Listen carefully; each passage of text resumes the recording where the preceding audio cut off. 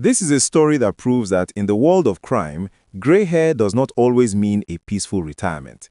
If you think you have seen it all when it comes to the insurgency in the northeast, you need to listen to this, because the Nigerian military has just pulled back the curtain on a shocker that has left even the most seasoned investigators speechless. We are talking about the arrest of a 65-year-old grandmother who wasn't just a bystander or a victim, but was allegedly the secret engine room running a high-level logistics and intelligence network for Boko Haram.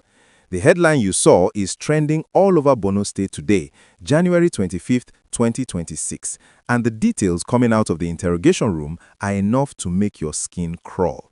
This woman, who many in her community looked up to as a harmless mama, has been identified as a key coordinator who used her age and grandmotherly status as a perfect cover to move supplies, recruit young girls, and gather intelligence on troop movements for the insurgents. The Nigerian military's Operation Hadinkai has been making massive strides this year, but this particular arrest in the early hours of Friday morning in the outskirts of Maiduguri has changed the way security forces look at the civilian population. While we often think of terrorists as young men with rifles, this 65-year-old woman reminds us that the enemy can sometimes be the person selling you tomatoes in the market or the elderly neighbor you greet every morning.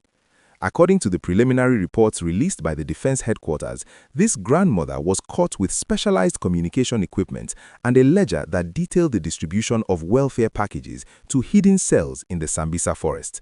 The gist is that she was the mother of the network, using her local influence to ensure that while the soldiers were looking for young fighters, the supplies were flowing right under their noses through the hands of someone nobody would ever suspect. Before we get into the deep breakdown of how she was finally caught and the chilling items found in her possession, please do me a quick favor and hit that like button right now. It is the only way we can make sure this news reaches every Nigerian, so we can all stay vigilant. And if you haven't joined this community yet, please click that subscribe button and turn on the notification bell. We are tracking the security situation in the Northeast 24/7, and you need to be the first to know when the next big fish, or in this case, the next big mama, is caught.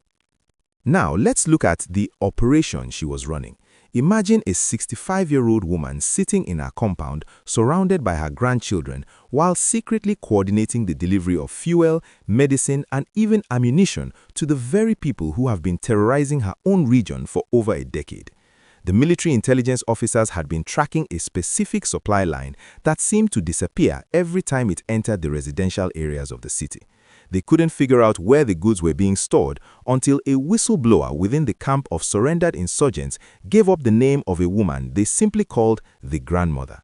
When the soldiers raided her home, they didn't just find food, they found hidden compartments in her kitchen floor containing high-grade encrypted radios and thousands of dollars in different currencies. This is a massive blow to the remnants of the Boko Haram and ISWAP factions, because she wasn't just a courier, she was a strategist. She knew how to navigate the checkpoints. She knew which soldiers were on duty and at what time. She used the pity and respect that Nigerians have for the elderly to bypass security. If a 65-year-old woman is carrying a heavy basket, most soldiers would offer to help her rather than search her. She weaponized the very culture of respect that we hold dear in Nigeria to facilitate the deaths of our young men in uniform. The shocking part is that she has reportedly confessed to being involved for over 7 years, which means she survived multiple administrations and security reshuffles, quietly maintaining the lifeline of the insurgency while everyone else was looking the other direction. The Nigerian government is using this arrest to send a stern warning to everyone. The war against terror in 2026 has no age limit. If you are involved, you will be caught. There is also a very sad side to this story that we must discuss. The military found that she had been grooming young girls in her neighborhood, slowly radicalizing them under the guise of teaching them trade or offering them protection. She was essentially a recruitment officer, turning the next generation into tools for the same group that destroyed their future. This is why this news is so captivating. It's a betrayal of the highest order. A grandmother is supposed to be a protector, a symbol of wisdom and peace, not a coordinator for a death squad. As the interrogation continues, more names are being dropped. We are hearing that her arrest has already led to the pickup of 4 other suspects in the Mafa and Dikwa local government areas. The military is calling this a breakthrough of the decade because they have finally hit the logistics base.